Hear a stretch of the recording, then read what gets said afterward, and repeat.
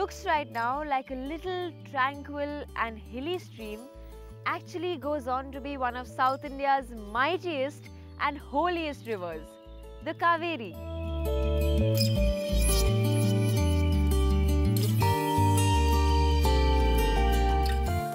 And this week, I will be crossing this river to go travel to the land of coffee and honey, Coorg. Welcome to Follow the Star, the show where we discover, explore and get amazed as we journey along India's highways.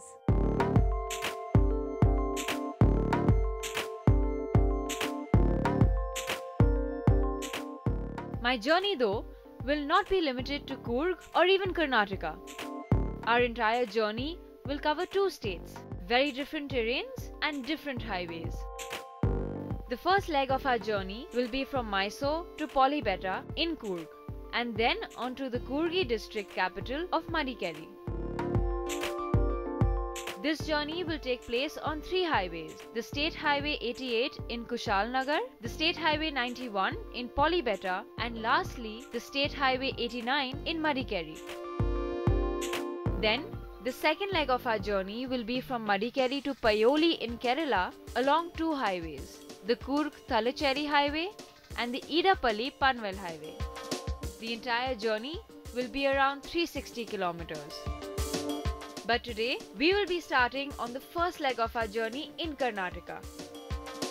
We will start off from Mysore and travel down the SH88 till around Kushalnagar. Post leaving Kushalnagar, we will take a detour to go down to Polybetta along the SH91. After a brief stopover at Polybetta, we go up to Madikeri along the SH89. The entire route is along a double-lane highway of good quality, punctuated by minor bad stretches as well as a stretch just outside Mysore, which is a 4-lane highway. This leg of my journey will be approximately 170 kilometers, which includes my detour to Polybetta.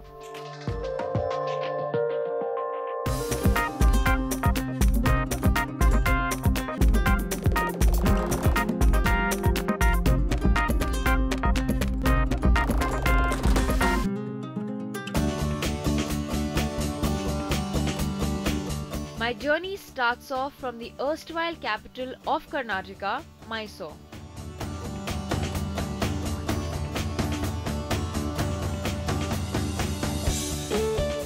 Located at the base of the Chamundi Hills, Mysore is also known as the City of Palaces, having been previously ruled by the Vodeyar dynasty.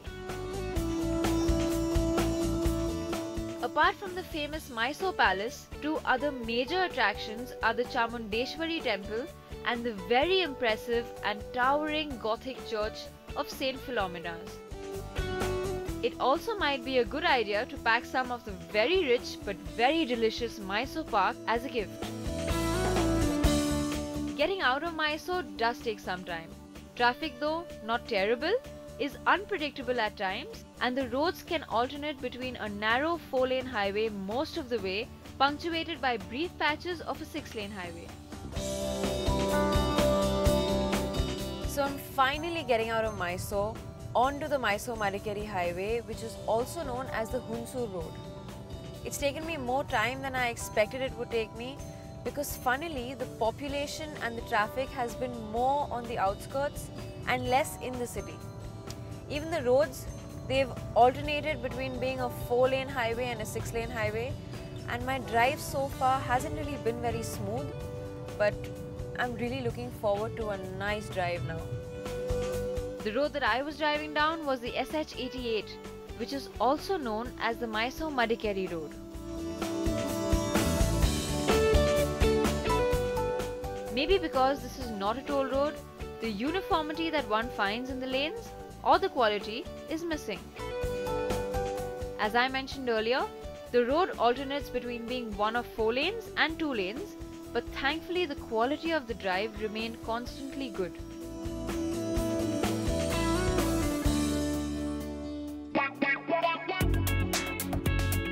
The two-lane highway now became noticeably greener, and though we did pass through some villages, on the whole, traffic on the highway as well as traffic from the villages remained low.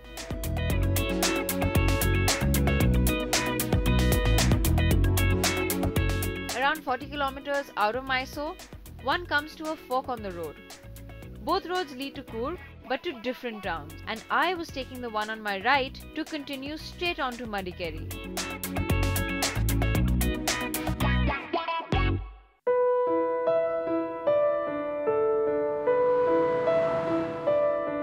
"20 kilometers post the fork, I was about to take a slight detour and make my first pit stop.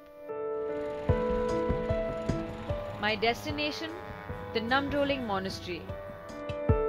The Nun Rolling Monastery is actually in the middle of one of the largest and oldest Tibetan settlements in India.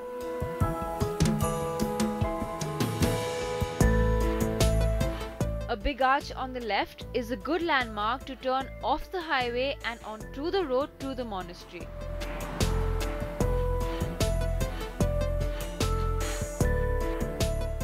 This road was one of the most beautiful ones I had ever driven on.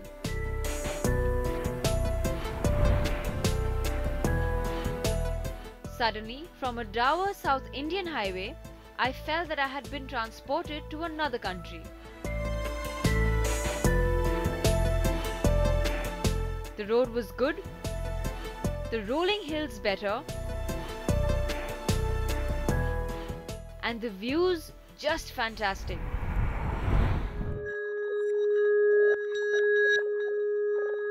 Within the monastery, it was just beautiful.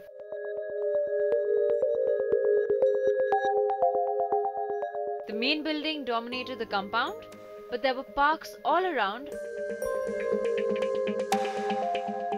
and monks everywhere.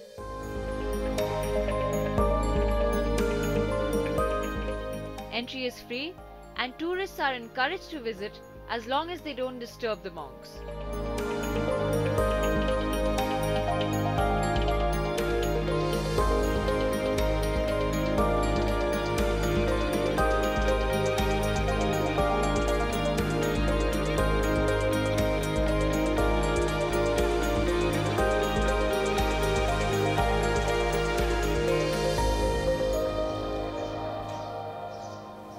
Who would have thought in the middle of Karnataka I'd find a Tibetan settlement? It's calm, it's serene, it's peaceful. Even the weather here seems different. I certainly don't feel like I'm in Karnataka.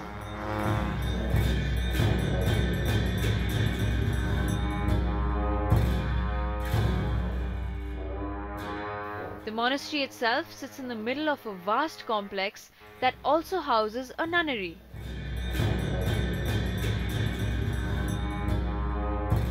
Restaurants, as well as a shopping complex selling knickknacks which were appropriately Tibetan in nature. If one is traveling on this highway, a detour to this place is an absolute must. If not for anything else, but for the drive. Post my beautiful little diversion to mini Tibet, I was back on the road again. Just short of the town of Kushalnagar, I crossed a little river. What seemed a tiny hill stream here was actually the mighty Kaveri. At the bridge, there was even an idol dedicated to the river as a goddess. Crossing the bridge, I entered the town of Kushalnagar. Kushalnagar, though distance-wise is around 2/3 of the way to Madikeri, but time-wise, it's just midway. So now as I pass through Kushalnagar, I have officially entered the district of Coorg or Coorg.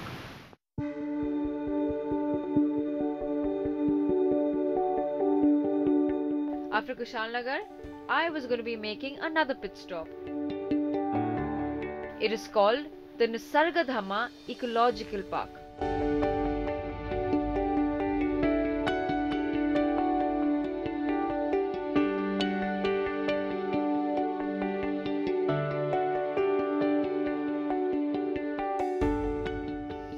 Look at this. It's the Kaveri and it looks just like a lake. And can you hear the sound all around me? I've been really lucky because my last 2 pit stops have both been calm and serene and peaceful. This ecological park is actually situated on a 64-acre island in the middle of the Kaveri River. As a pit stop, this place is ideal for people traveling with kids because the park has many attractions and activities which children would enjoy.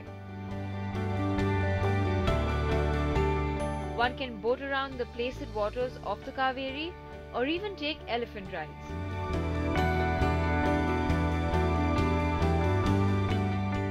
There is even a mini zoo which are sure to enthrall both kids as well as adults. The park also has restaurants and restrooms, which all in all makes this pit stop a must visit.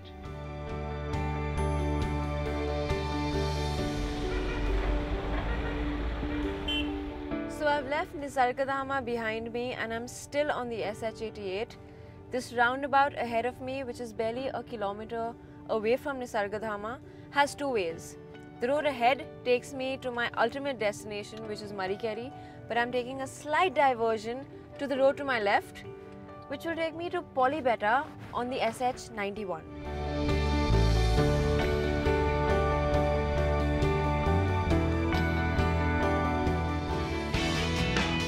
As I leave the plains and enter the hills of Coorg, the drive only gets better. I also meet up with India's fashion guru and also a true blue Coorgi, Prasad Bidappa, who not only drives with me to Madikeri but also teaches me to shop Coorgi style.